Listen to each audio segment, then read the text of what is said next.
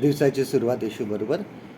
Church सुटल्यानंतर एक तरुण पालकाबरोबर संभाषण करत होता आणि त्यांनी पालकसाहेबांना विचारलं, की आपल्या जीवनामध्ये चांगल्या आणि वाईट ह्या दोन्ही गोष्टी असतात.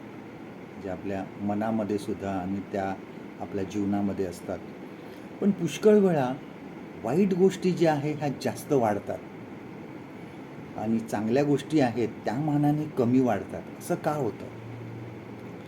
आणि पालकसाहेबांनी त्यांना एक उदाहरण दिलं त्या मुलाला, की तुझ्याकडे समजा एक काटेरी झाड आहे आणि एक चांगल्या फुलाचं झाड आहे. तर ह्या दोन झाडांपैकी कुठलं झाड चांगल्या प्रकारे वाढेल? आणि त्या तरुणाने सांगितलं, की ज्या झाडाची मी जास्त काळजी घेईन, म्हणजे मला फुलं आवडतात, मी फुलांची जास्त काळजी घेईन. त्याला रोज पाणी टाकेन, त्याला चांगलं खत वगैरे घालेन आणि अशा प्रकारे ते ते चांगलं झाड वाढू शकतं.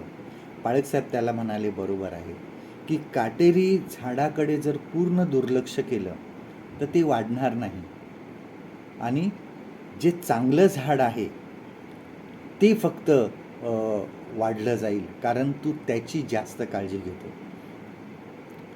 ह्याचप्रमाणे आपल्या जीवनाचं सुद्धा असंच आहे, की पापाला आपण जेवढं जास्त प्रोत्साहन देऊ, आपल्या मनामध्ये जे पाप आहे त्याला जितकं जास्त आपण खत पाणी घालू, तितकं पाप आपल्या मनामध्ये किंवा जीवनामध्ये जास्त वाढलं जाईल. चांगलापणा हा वाढला जाणार नाही आणि आपल्या जीवनामध्ये अनेक वाईट गोष्टी आपण अवलंबतो, कारण त्यातून आपल्याला तात्पुरता आराम मिळतो. ज्या वाईट गोष्टी असतात त्याच्याकडून तात्पुरता आराम मिळतो.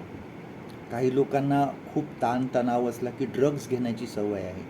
त्या ड्रग्सच्या गोळ्या घेतात, तेवढ्यापुरतं त्यांना तजेलदारपणा वाटतो. दुसऱ्या दिवशी उठल्यानंतर ते जसे असतात तसेच असतात.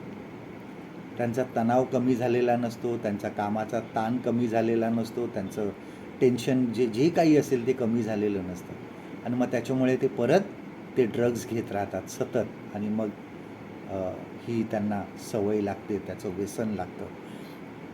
जे सुख मिळतं ते क्षणिक असतं. दुःख, संकट याचा सामना करा. तणाव आहे, टेन्शन्स आहे, सामना करा त्याचा. त्याला तोंड द्या.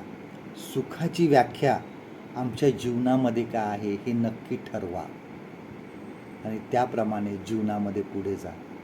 ज्या गोष्टीला आपल्या जीवनात तुम्ही जास्त खतपाणी घालाल ते तुमच्या जीवनामध्ये जास्त जोमाने वाढेल.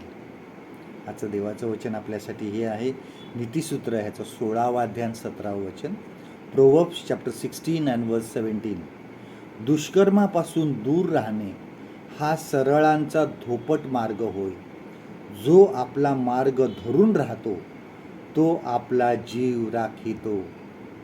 परमेश्वर करो आजचा दिवस तुमचा आशीर्वादित करो.